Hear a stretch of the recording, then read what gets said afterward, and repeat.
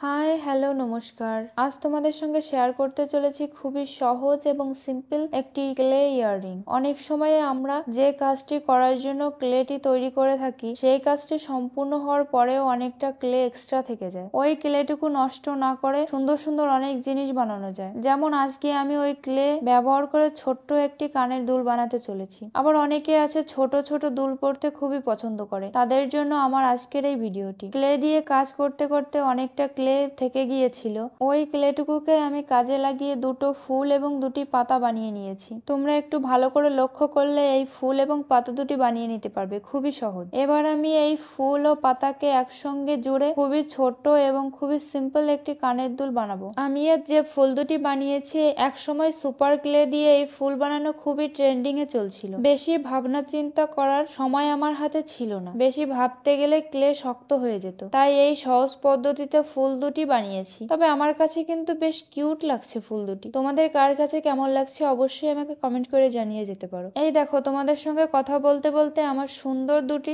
দুল তৈরি হয়ে গেল। ভিডিওটি ভালো লেগে থাকলে ফেসবুক থেকে দেখলে ফলো, ইউটিউব থেকে দেখলে সাবস্ক্রাইব করে আমার সঙ্গে থাকবে। দেখা হবে নতুন আরো একটি ভিডিওতে। ততক্ষণে সকলে সুস্থ থাকবে, ভালো থাকবে। বাই।